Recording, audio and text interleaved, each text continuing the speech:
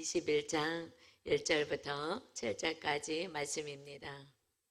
역대하 21장 1절에서 7절까지 말씀 봉독합니다. 여호사밧이 그의 조상들과 함께 누움에 그의 조상들과 함께 다윗성에 장사되고 그의 아들 여호람이 대신하여 왕이 되니라.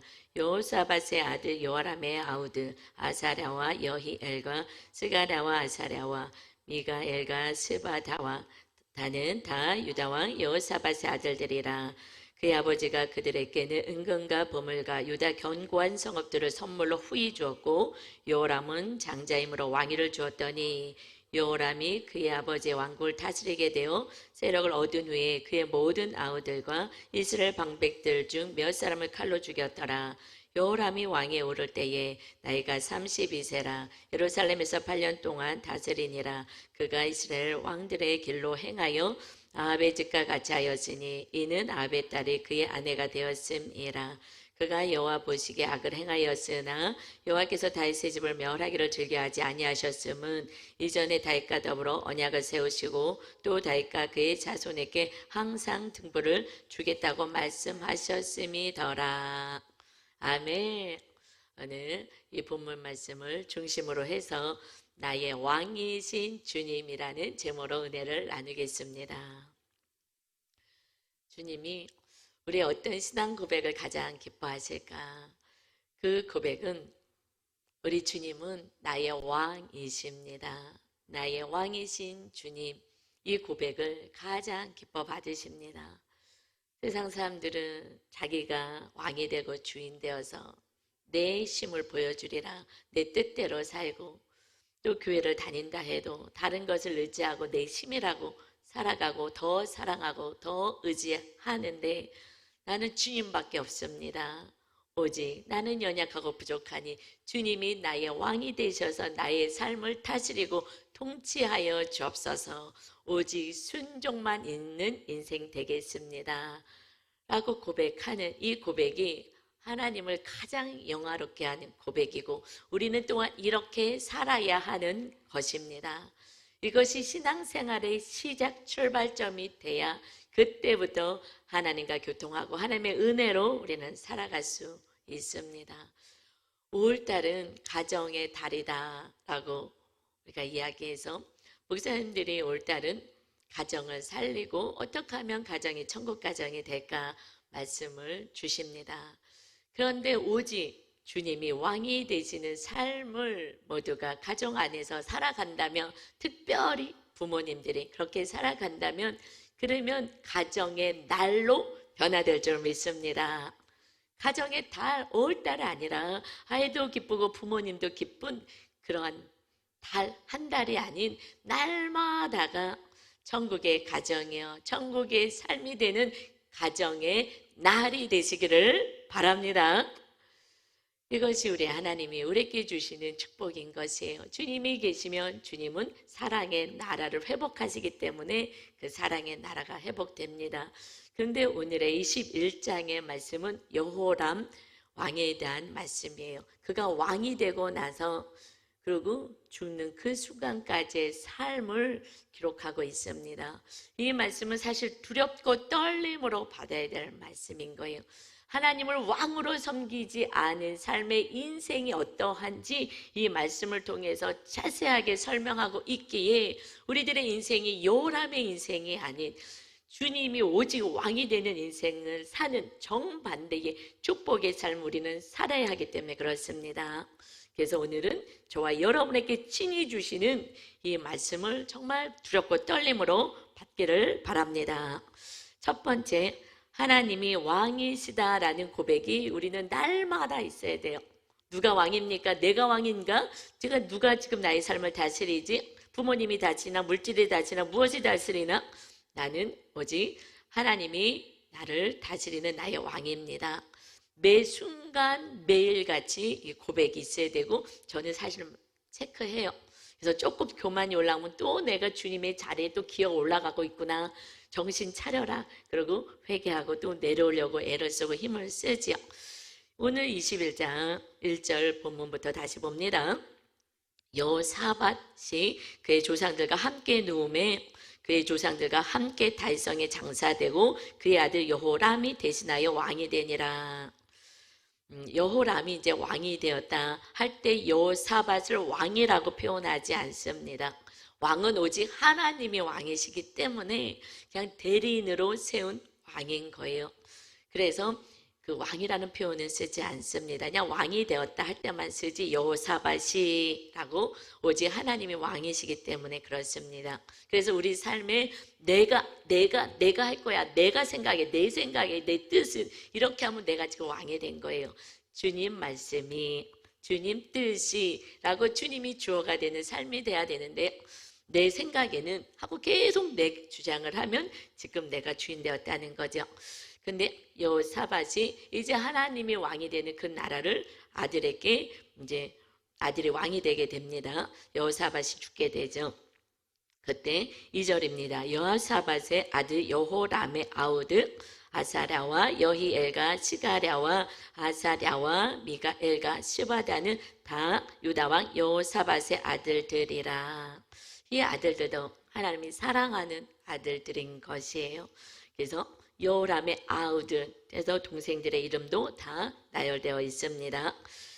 그래서 3절에 그의 아버지가 그들에게 은금과 보물과 유다 견고한 성읍들을 선물로 후히 주었고 여호람은 장자이므로 왕위를 주었더니 아버지가 그 자손들에게 무엇을 주었냐? 은금, 보물, 유다의 견고한 성읍 선물로 후하게 주었어요. 이런 부모가 있으면 자녀들은 짱입니다 할 거예요. 최고입니다.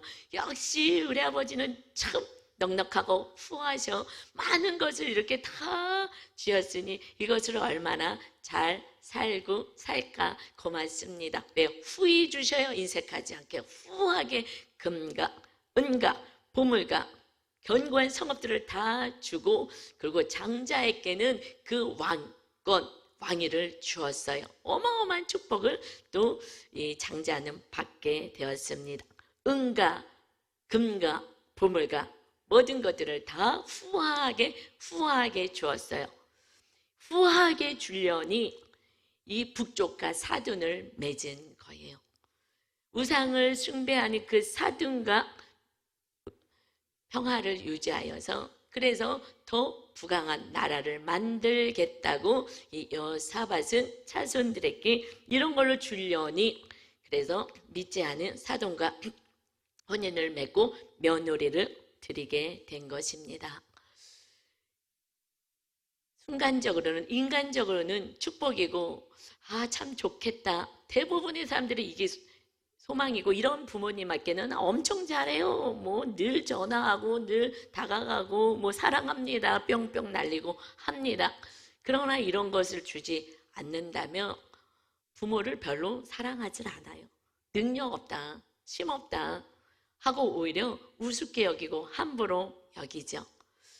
그런데 그것을 많이 줬을 때에 요람의 인생은 비참한 끝을 맞이하게 되죠. 다윗은 하나님 마음에 합한 자였어요. 하나님을 정말 사랑하고 하나님의 중심으로 그 나라를 다스렸던 왕입니다. 그는 아들에게 무엇을 주는지 한번 보도록 하겠습니다. 열왕기상 2장 1절에 보면 다윗이 죽을 날이 임박함에 그의 아들 솔로몬에게 명령하여 이르되 그냥 권면이 아니라 명령을 하는 것 반드시 지켜야 된다. 이것은 3절에 내 하나님 여호와의 명령을 지켜 그 길로 행하여 그 법률과 계명과 율례와 증거를 모세의 율법에 기록된 대로 지키라. 율법책이지 이 말씀 그대로 지켜야 되는 거야. 그리하면 너가 무엇을 하든지 어디로 가든지 형통할지라. 아멘. 무엇을 줬어요? 하나님을 섬기는 믿음. 어떻게 하면 축복받는지 그 진정한 진리를 알려줬어요. 그리고 그가 가지고 있는 많은 금은 보물을 다 긁어 모아가지고 하나님의 성전을 세우는데 사용하도록 다 하나님께 올려드렸어요. 자손에게 솔로몬에게 주지 않았어요. 오직 이 모든 봄을 오직 하나님께, 하나님의 나라를 세우는데, 성전 세우는데 사용해라. 그리고 자녀에게 준 것은 주식, 물질, 재물, 보화 안 줬어요. 무엇을 줬다고요? 그것은 멸망에 이르는 것이기 때문에 하나님을 모실 수 있고 하나님이 왕이 되심을, 하나님의 말씀대로 살게 하는 그 진리를, 하나님이 왕이 되심을, 믿음을 주었습니다. 그래서 솔로몬은 알겠습니다.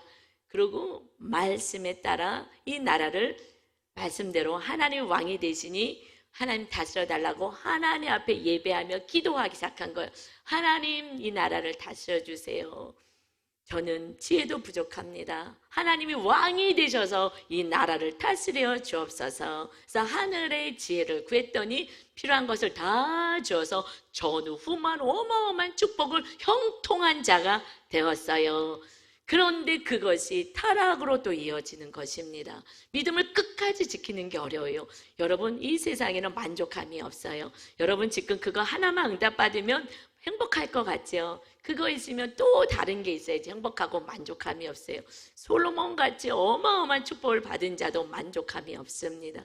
더 많은 것을 누리겠다고 무역을 하고 하지 말라는 일들을 많이 하면서 부강한 나라를 아들에게 넘겨줬어요. 그 아들 때에 나라는 신하가 북이스라엘을 다 다스리게 된, 뺏겨버리는 그러한, 결국 믿음을 자녀에게 상속하지 않고 유산으로 주지 않은 솔로몬은 그 르호보암 때 또다시 나라를 분열 왕국으로 만들게 되었습니다. 그와 같이, 산당과 같이 그것을 본 그 여호사밧도 똑같이 한 그 모습 가운데 그 아들의 삶이 어떻게 되는지 한번 보겠습니다. 4절입니다. 여호람이 그의 아버지의 왕국을 다스리게 되어 세력을 얻은 후에 그의 모든 아우들과 이스라엘 방백들 중 몇 사람을 칼로 죽였더라. 이제 하나님을 떠나버리면 내가 내 힘으로 살아야 되는 거예요. 그래서 나와 반대되는 사람들을 다 없애야 되는 것입니다. 혹여라도 이 아우들이 그 왕위를 노릴까봐 그 동생들을 다 죽여버리는 거예요. 여러분, 내 힘으로 살려면 늘 싸우는 거예요. 내가 옳다고 늘 싸우는 거예요. 주님의 말씀으로 사면 우리는 겸손한 자리에 내려와서 안 싸우려고 해요. 그러나 우리가 내가 주인이 되면 너가 틀렸다고 늘 싸우게 되죠. 그래서 아우들을 싸우다 못해 아예 없애버리고, 그리고 자기와 다른 의견 있는 사람은 다 칼로 죽여버렸어요. 그리고 이제 편안해, 내 왕위는 굳건해질 거야. 이 나라는 내가 지키는 거야. 하나님이 왕이신데 하나님의 자리에서 자기가 하나님을 끌어내리고 올라가서 자기 뜻대로 나라를 다스립니다. 그래서 5절에 보니까 여호람이 왕위에 오를 때에 나이가 32세라 예루살렘에서 8년 동안 다스리니라. 32세가 됐는데 그 굳건할 줄 알았던 나라는 8년밖에 왕이 있지 않습니다. 하나님이 지켜주시고 하나님이 축복하셔야 형통한 자가 되는 줄 믿습니다. 그래서 6절에 보니까 그가 이스라엘 왕들의 길로 행하였다. 그래서 행하여 아합의 집과 같이 하였으니 이는 아합의 딸이 그의 아내가 되었음이라. 그가 여호와 보시기에 악을 행하였으나 이스라엘 왕, 이 사돈의 집, 왜냐하면 그 며느리 아내를 맞았기 때문에, 그래서 아합의 딸이 이제 아내가 되니 이 아내가 끊임없이 악을 행하게 만들고, 그러고 속이고 자기를 따르게 만들고, 그래서 북쪽을 따라가서 우상을 숭배하는, 하나님을 완전히 버려버리는 그런 악을 행하게 되었다. 하나님이 너무 기가 막히시죠. 하나님이 정말 너무너무 기가 막힌 거예요. 아브라함을 통해서 하나님의 나라를, 이 세상 가운데 하나님의 살아계심을 보여주는 그 나라가 사랑과 하나님의 은혜로 다스려야 되는데 악으로, 악도 정말 이런 악으로, 그리고 우상의 나라로 만들었으니 하나님이 고난의 사건을 보냅니다. 그것이 8절이에요. 여호람 때에 에돔이 배반하여 유다의 지배하에서 벗어나 자기 위에 왕을 세움으로 이제 너 여호람 왕 안 돼. 그리고 배반하고 이제 스스로 왕이 되게 합니다. 그리고 10절에 이와 같이 에돔이 배반하여 유다의 지배하에서 벗어났더니 오늘까지 그러하였으며 그때에 또 옆에 있는 그 림나도 블레셋 병방에 있는 그 땅인데 그곳에 있는 사람들도 배반하여 여호람의 지배하에서 벗어났으니 이는 그가 그의 조상들의 하나님 여호와를 버렸음이더라. 하나님을 버리니 하나님이 더 이상 지켜주지 않으시는 거예요. 여러분, 이제 하나님을 버리면 내심으로 싸움은 날마다 싸움과 전쟁인 거예요. 날마다 내가 옳다고 소리 지르고 싸워야 됩니다. 하나님이 이 벌을 내려줬어요. 사실 이것은 하나님이 주신 그 이스라엘 땅은 아니에요. 이것은 에돔 땅이잖아요. 그 밑에 그 유다의 밑쪽에 그 나라는 다윗 때 다윗이 너무 하나님 안에 말씀대로 사니 그냥 가는 곳마다 다 승리하게 하고 이 사람들이 혹시라도 싸움이 일어날까봐 오히려 조공을 바치면서 속국으로 있게 된 거예요. 그런데 이들이 이제 더 이상 속국으로 있지 않겠다고 그리고 그들은 다 떠나가 버립니다. 여러분, 주위에 누군가가 배반하는 사람이 있습니까? 배신하는 사람이 있습니까? 인간이 어떻게 인간답지 않게 저렇게 살아갈 수 있어? 배신하고 배반하고 은덕을 모르네 하면서 속상한 그런 사건이 있습니까? 이것은 내가 지금 왕의 자리에 올라가고 있다는 거예요. 그러면 너 망한다. 너 빨리 겸손히 내려와라. 교만의 자리에서 내려와라 하는 사건이에요. 저에게도 사실 이 사건이 있었어요. 저는 겸손하게 잘 사는 줄 알았어요. 날마다 말씀대로 살려고 몸부림쳤기에. 그런데 어떤 좀 배반과 같은 사건이 생겼어요. 그런데 화가 나더라고요.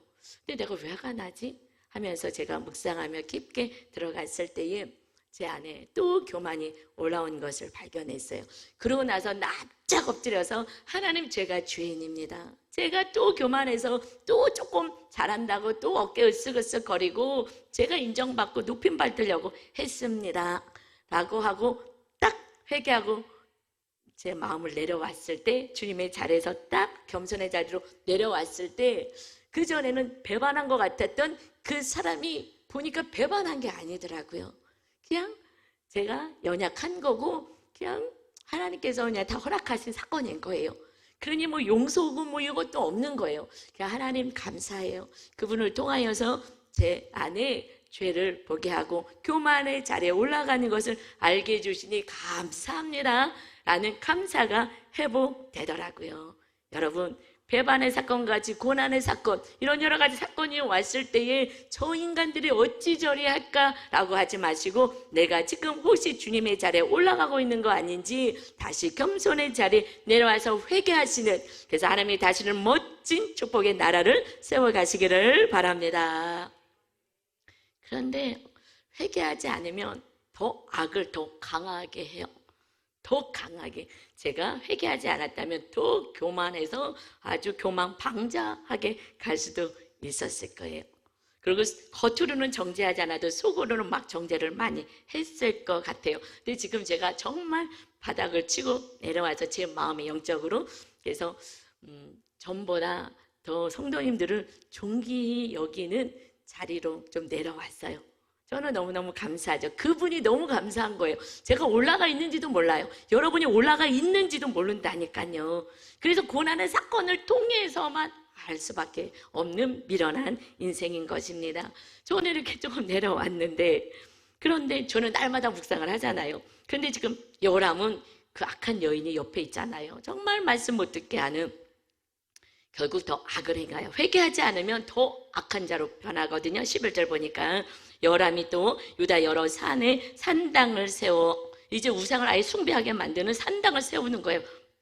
무너뜨리는 게 아니라. 그래서 예루살렘 주민으로 음행하게 하고 또 유다를 미혹하게 하였으므로 이 백성들을 다 타락하게 만들었다는 거예요. 여기서 음행이다 라고 표현해요. 우리가 배우자를 용서할 수 없는 마지막 선은 바람 피는 거잖아요. 딴 사람을 더 좋아하면서 바람 피는 거는 정말, 이거는 여러분 가슴을 찢는 거예요. 칼로 해변에 넣는 거예요. 그래서 그거는 정말 용서하는 거는 하나님의 은혜 아니고는 용서하기 쉽지 않죠. 주님의 말씀이에요. 너 배우자가 바람 펴봐. 너 그거 어떻게 용서하겠느냐? 네 마음 어떨 것 같아?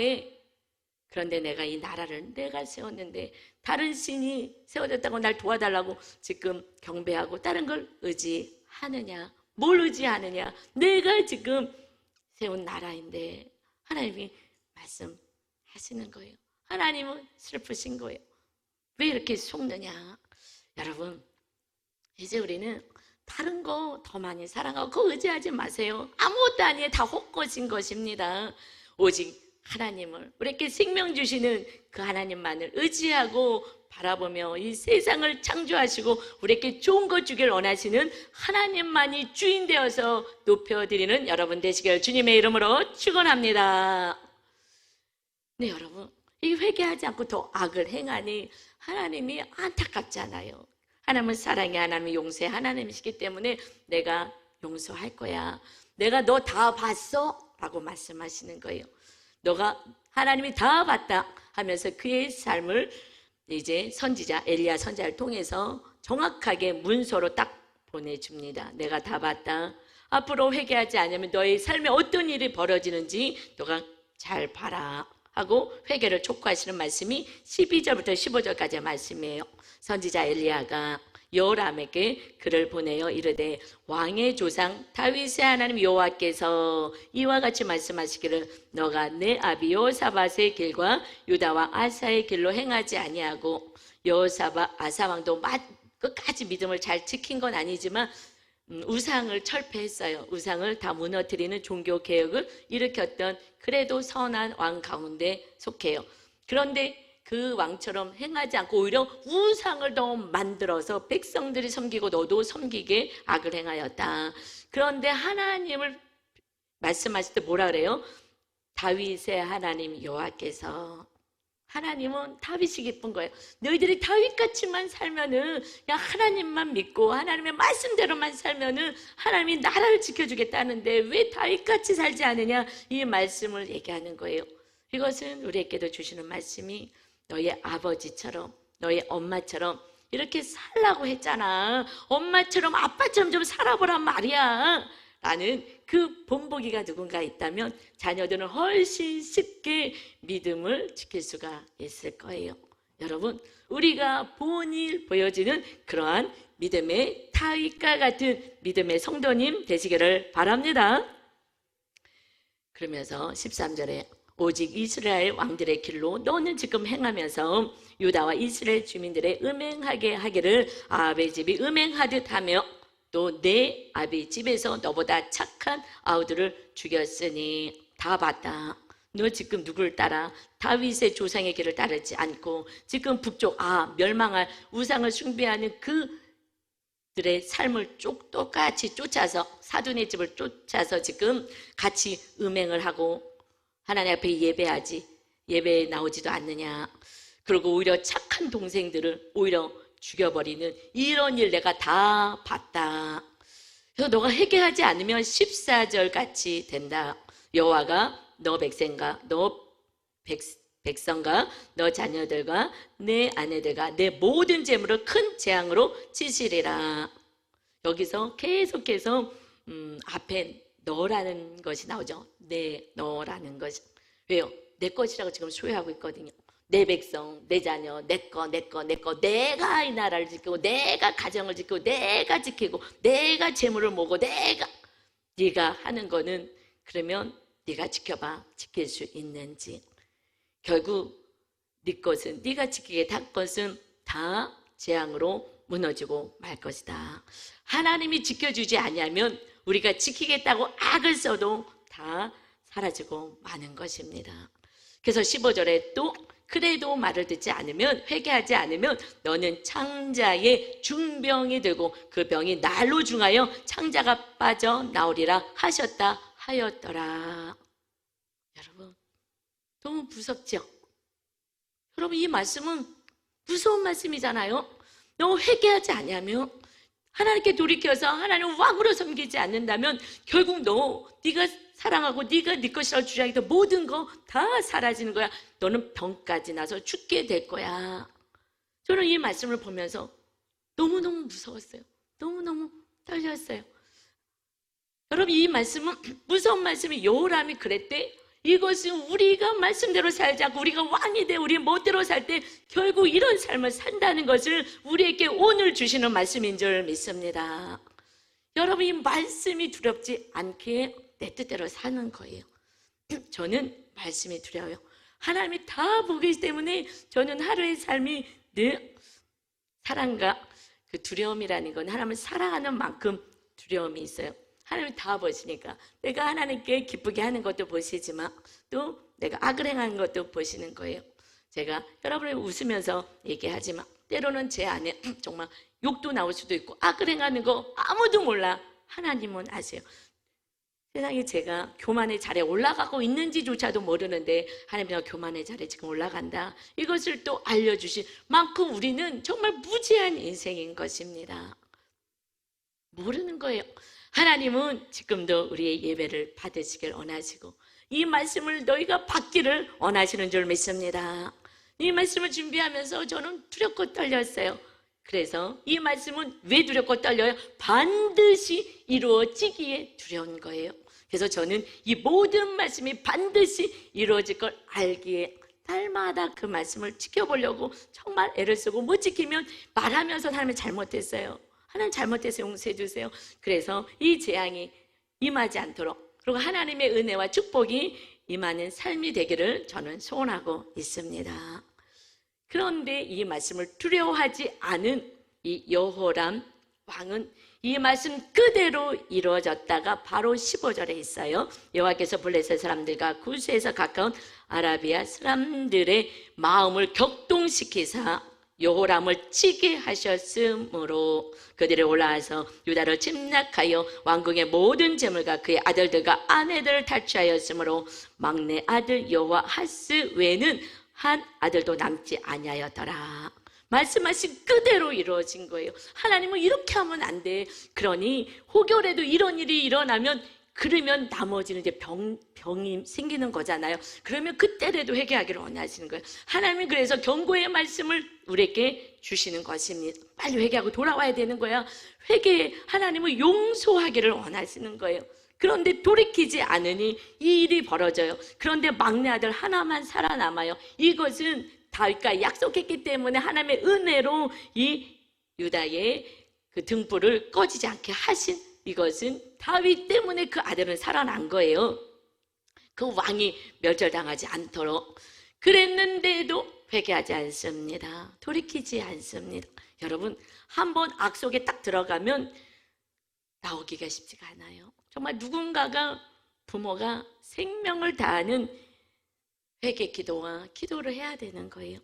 그래서 18절에 보니까 이 모든 일 후에 여호와께서 여호람을 치사 능히 고치지 못할 병이 그 창자에 들게 하셨으므로 여러 날 후 2년 만에 그의 창자가 그 병으로 말미암아 빠져나오매 그가 그 심한 병으로 죽으니 백성이 그들의 조상들에게 분향하던 것 같이 그에게 분향하지 아니하였으며 백성들도 왕으로 취급하지 않은 거예요. 20절에 여호람이 32세에 즉위하고 예루살렘에서 8년 동안 다스리다가 아끼는 자 없이 세상을 떠났으며 그를 떠나는 것을 아까워하고 아쉬워하지 않았다는 거예요. 백성들도 누구도 우리가 그를 다윗성에 장사하였으나 열 왕의 묘실에는 두지 아니하였더라. 왕의 자격도 없는 인생인 것을 말씀하고 있습니다.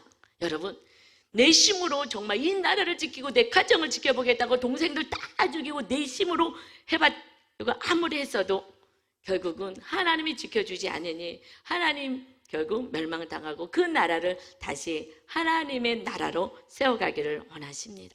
그런데 이렇게까지 왜 온 줄 아십니까? 하나님의 말씀이 서신으로 엘리야 선지자를 통해서 서신으로 두고두고 보고 읽으라고 정말 회개하라고 그리고 병이 나고 이 어려운 전쟁의 사건이 올라오면 그러면 그때 빨리 회개해서 병이 났을 때라도 빨리 다시 한번 회개하기를 날마다 촉구하시는 거예요. 회개는 용서하기를 원하시는 거예요. 다시 회복시키기를 원하시는 것이 하나님 아버지의 마음이십니다. 그런데 그 아내가 딱 달라붙어 갖고 걱정하지 마세요. 우리 친정 있잖아요. 그들이 쳐들어와요. 다 막아줘요. 걱정할 거 없어요. 우리 친정에 군사력이 많잖아요. 힘 있잖아요. 우리 친정 있으니 나만 믿으세요. 걱정할 거 없어요. 계속 옆에서 거짓 위로를 하는 거예요. 달콤하게 괜찮다고, 어려움당하지 않을 거라고. 그러면서 계속해서 속이는 거예요. 하나님 믿지 않아도 된다고. 우리 그 바알신은 얼마나 능력 있는지 아냐고. 우리 지금 나라 잘 되고 있지 않냐고. 이렇게 흥황한 나라가 되고 있지, 걱정하지 말라고.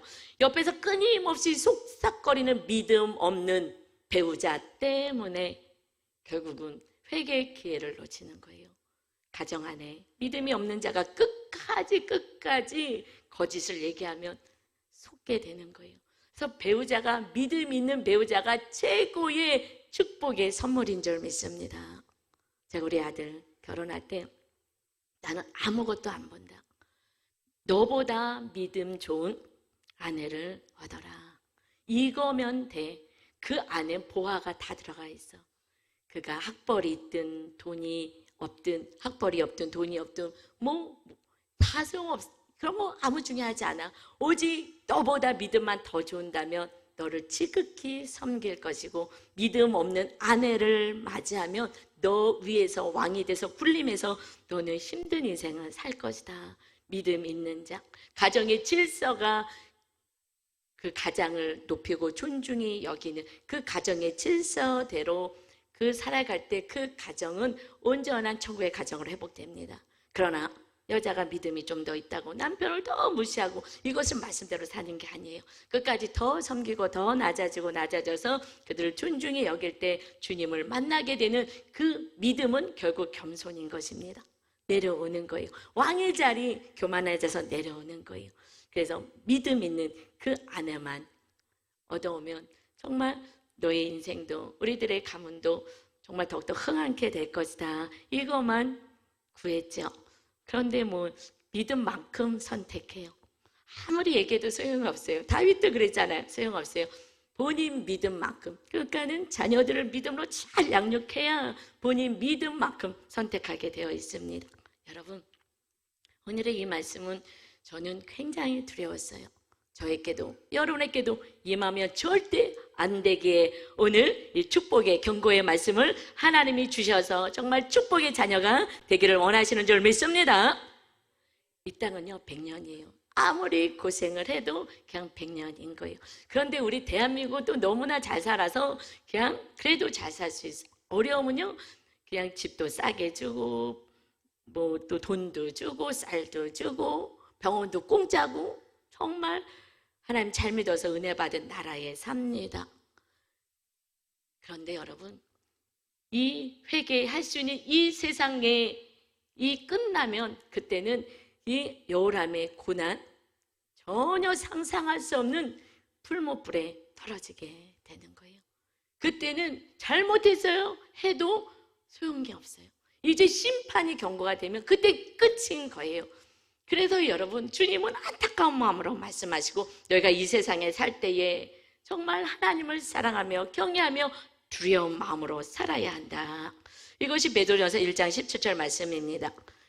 외모로 보시지 않고 각 사람의 행위대로 심판하신 이를 너희가 아버지라 부른즉 너희가 나그네로 있을 때에 두려움으로 지내라. 이 세상 100년의 인생은 나그네라고 말씀하고 있습니다. 본향은 천국이잖아요. 하나님 나라, 영원한 나라. 그 나라이기 때문에 너희는 두려움으로 지내야 되는 거야. 이 있는 동안에 회개해야 되는 것이다. 그래서 히브리서 4장 1절에 보면 그러므로 우리는 두려워할지니 그의 안식에 들어갈 약속이 남아 있을지라도 너희 중에는 혹 이르지 못할 자가 있을까 함이라. 지금 생명이 있는 그 기간 동안에 혹여라도 또 타락해서 또 솔몬처럼 또 범죄할까봐 이것이 정말 깨어 있어야 한다. 두려워하면서 이 남아있는 시간 지금 나는 믿음이 좋다고 계속 좋아지는 것이 아니란 말이에요. 목사님이 한 번 됐다고 계속 믿음이 좋아지는 게 아니라고요.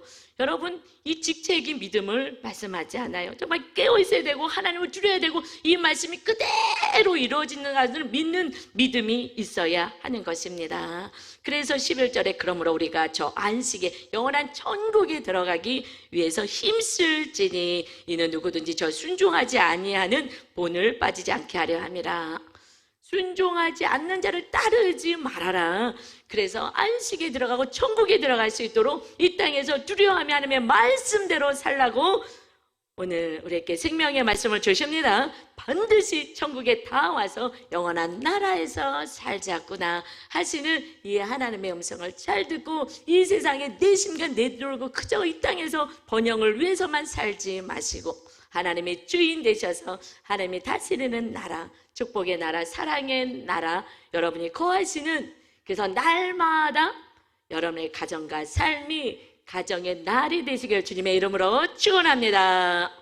두 번째는요, 하나님은 언약을 이루어 가십니다. 우리의 구원은 하나님이 이루어 가셔요. 이것이 은혜인 것입니다.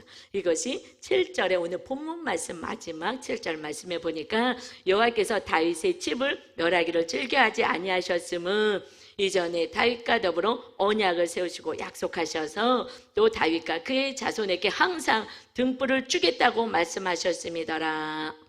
다윗과 자손에게 항상 등불을 주겠다. 다윗이 너무너무 하나님의 말씀대로 사니 너무 기쁘셨어요. 이제 너의 가문을 통하여서 하나님의 나라가 온전히 세워지게 될 거야. 그래서 그들은 연약하지만 세워가십니다. 무엇으로 세워가시냐? 인생의 채찍과 인생의 고달픔으로, 그리고 사람의 매, 이 사람이 나를 늘 힘들게 정말 못 살겠네, 그것을 통해서 구원을 이뤄가겠다. 그들이 나를 괴롭혀서 못 살겠네, 힘드니까 기도하는 거예요. 힘들지 않으면요 교회도 안 와요. 맨날 놀러 가야지. 지금 둘이서 놀러 다녀야지. 놀러 다니라고 교회도 못 와요. 그러나 이 고통 속에서 하나님을 온전히 믿게 됐을 때 진정한 천국과 구원을 누리게 됩니다. 그래서 다윗의 후손으로 예수 그리스도가 오셔서 하나님의 나라를 완성시켜 주십니다. 이것이 누가복음 17장 21절이에요. 또 여기 있다 저기 있다고도 못하리니 하나님의 나라는 너희 안에 있느니라. 이제 하나님이 다스리는 왕이 되는 그 나라는 이스라엘 가나안 땅에 성전을 세우셔서 임하셨어요. 그런데 끝까지 타락하잖아요. 회개하지 않고. 그래서 그 하나님의 나라를 땅에 세우지 않고 예수님이 오셔서 우리의 모든 죄값을 다 치르시고 이제 우리 심령 안에 다시 성령으로 임하셔서 성령님이 거하시는 하나님의 나라를 우리 마음 안에 주셔서 우리를 끝까지 인생의 채찍으로 고난을 통해서, 어려움을 통해서, 망함을 통해서, 또는 질병을 통해서 이웃이 나를 끝까지, 배우자가 힘들게 하고 자녀가, 부모가 이웃이 힘들게 하는 그 매를 통해서 하나님을 의지하여서 구원에 이르게 하시겠다. 그래서 성령 하나님이 우리에게 임하신 것입니다. 주님이 승천하시면서 성령 받아라, 그러지 않고 떠나지 말아라. 성령 하나님이 임하셔야 하나님의 백성이 되는 하나님의 나라가 이제 주님을 통해서 우리 안에 세워지게 되었습니다. 이제 여러분이 왕이 되면 안 되는 거예요. 이제 여러분이 왕이 되면 멸망인 것입니다. 하나님의 나라는 어떻게 세워지냐? 용서로 세워지는 거예요.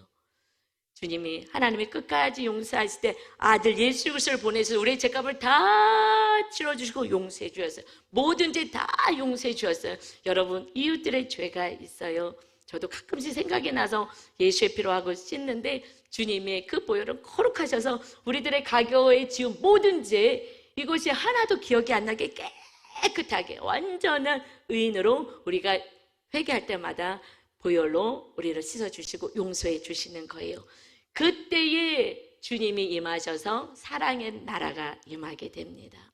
우리가 누굴 사랑해요? 나도 잘 못 사랑하는데 때때로는. 그래서 우리는 용서로 하나님의 나라를 세워가십니다. 끊임없이 말씀을 보내잖아요. 구약에서도 끊임없이 말씀을 보내요. 용서하겠다, 용서하겠다, 용서하겠다, 회개해라. 그런데 회개하지 않아요. 그래서 이제는 어떻게 해요? 수시로 용서할 수 있게끔. 그 구약에서는 짐승을 가져다가 짐승을 전가해서, 죄를 전가해서 짐승을 태워드리는 거니까 이것이 뭐 날마다 회개할 수가 없어요. 지금은요, 날마다 용서해 주시겠다. 하나님의 나라는 용서로 세워지는 나라인 것입니다. 내가 용서할 때에 그때 하나님의 주님이 임하시는 거예요. 성령님이 임하셔요. 그래서 야고보서 2장 13절에 이렇게 말씀하셔요. 국률을 행하지 아니하는 자에게는 국률 없는 심판이 있으리라. 국률은 심판을 이고 자랑하느니라. 우리도 수없이 잘못을 해요. 그런데 우리를 용서해 주시는 것은 너희가 이웃을 행하여 국률을 여기면, 불쌍히 여겨서 용서하면 그때 너희 죄를 용서할 거야. 이미 우리는 큰 용서, 원죄 용서를 받아서 하나님의 자녀가 되는 기가 막힌 은혜를 받고 살고 있습니다. 그런데 하루하루 우리가 살아갈 때 우리를 힘들게 하는 그들 연약한 자들이 우리를 힘들게 하게 될 때에, 너희가 용서할 때에 그때 하나님의 나라가, 주님이 다시 우리를 용서하셔서 임하신다는 거예요. 이것을 다시 표현하면 마태복음 18장 35절에 주님이 쉽게 다시 설명하셔요.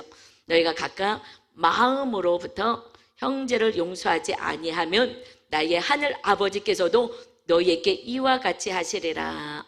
하나님 우리를 늘 용서하길 바라시는데, 우리가 이웃을 용서하지 않고 미워하고 있으면 하나님이 우리를 용서하지 않는데요. 그리고 우리는 하나님의 백성이 못 되는 거예요. 여러분, 누구를 미워하고 용서하지 못한 사람이 있으면 마음 깜깜하지 않습니까? 회색빛깔 되지 않습니까? 답답하지 않습니까? 이것이 아직 여러분이 하나님께 용서받지 못했다는 거예요. 언제 하나님의 용서가 임해요? 내가 이를 용서할 때에. 그때에 하나님이 우리를 용서하시면서 주님이 충만히 성령님이 임하셔서, 주님은 사랑이시기 때문에 사랑의 나라가 세워지는 거예요. 우리 힘으로 사랑할 수 없습니다. 우리가 뭘 사랑해요? 하나님의 그 원수까지 어떻게 사랑해요? 우리를 힘들게 하고 욕하고 핍박하는 자를 어떻게 사랑해요? 이것은 그래도 끝까지 주님, 우리 주인을 우리를 용서하신 것처럼 용서하면 그때 하나님 우리를 용서하셔서 이길 힘, 사랑할 수 있는 힘을 공급하시는 것이 하나님의 나라를 세워가는 법칙인 줄 믿습니다. 이 법칙이 있어요. 그래서 용서가 안 되고 사랑이 그렇게 못하게 해요. 마귀는 미워해 싸워 네가 옳잖아, 그러니 저 틀렸다고 싸워대라고 얘기합니다. 요한일서 3장 10절에 이러므로 하나님의 자녀들과 마귀의 자녀들이 드러나나니 무릇 의를 행하지 아니하는 자, 하나님의 뜻을 행하지 아니하는 자, 내 뜻대로 막 사는 자, 여호람처럼 그런 자와 그 형제를 사랑하지 아니하는 자는 하나님께 속하지 아니하니라. 이제 우리는 구원받아서 우리 성령님 주님이 우리 안에 영으로 계십니다. 그런데 내가 내 뜻대로 그 나라의 여호람 때에 하나님의 왕으로 그 나라의 성전에 임하셨어요. 그러나 임하셔서도, 성령님이 내 안에 구원받아서 우리가 임하였어도 내가 마귀한테 잡혀서 나 용서할 수 없어, 저 못된 것을 내가 어떻게 용서해, 그 내가 용서하지 않겠다고 내가 끝까지 버티면, 그러면 우리는 마귀에 속하여서 그냥 일주일, 한 달, 1년 살아가요. 그래서 마음이 회색빛이라니까요. 제가 모태 신앙이었는데 제가 이렇게 말씀대로 사는 거 몰랐을 때는요, 제 마음이 회색빛깔이었다니까요. 다 여러분 회색빛일 수 있어요. 그러나 내가 용서하려면, 근데 용서가 안 되잖아요. 어떻게 해요? 기도해야 되는 거예요. 내 힘으로 안 돼. 하나님이 용서해 주세요. 내가 용서할 수 있는 힘을 주세요. 그런데 사실 그 용서가 아니라 내가 벌써 용서해야 되겠다는 그 자체만 해도 심판주의 자리에 올라갔다는 거예요. 내가 정죄하는 거는 내가 지금 잘난 거야, 내가 옳은 거야. 옳은 것은 오직 겸손한 자리에 있는 것이 진리인 것입니다. 그래서 교만, 심판주의 자리에 올라온 것이 죄인 거예요. 그래서 저는 용서해 주세요, 이웃을 내가 용서할 수 있게 힘 주세요 라고 하기 전에 먼저 내가 누군가가 용서 안 된다면, 하나님 제가 또 잘났다고, 제가 옳다고 내 말 들으라고 왜 내 말 안 듣냐고 하고 내가 심판주의 자리, 주님의 자리에 또 올라와서 속으로 정죄하고 미워하고 있습니다. 죄를 용서해 주세요 하고 죄를 고백하는 순간 마귀는 떠나가요. 용서해 주세요, 용서할 수 있게 힘 주세요, 그거는 두 번째예요. 사실 정확하게는 내 죄를 고백할 때에 내가 하나님의 자리, 심판주의 자리에 올라갔습니다. 내가 정죄합니다. 이렇게 죄를 고백할 때에 그때 마귀가 떠나가고, 그러고 나서 그를 용서와 사랑으로 갈 수 있도록 하나님의 힘을 주십니다. 여러분, 마귀에게 잡혀있지 마시고 이제 기도하는 사람 되셔서, 마귀와 싸우는데 무슨 마귀예요? 내가 교만의 자리에 올라서 내가 심판주가 되고 내가 왕이 되어 살게 하는, 요람과 같은 삶을 살게 하는 마귀와 여러분 싸워서 이제 겸손한 자, 축복의 통로로, 그래서 하나님이 여러분과 함께하는 생명을 낳는 자로 여러분 살아가시길 주님의 이름으로 축원합니다. 오늘을 찬양하면서 우리 기도하겠습니다. 오직 주님 내 안에 임하시옵소서. 내가 죄인입니다. 용서가 되지 않습니다. 내 힘으로 살려고 했습니다. 하나님께 다 올려 맡깁니다.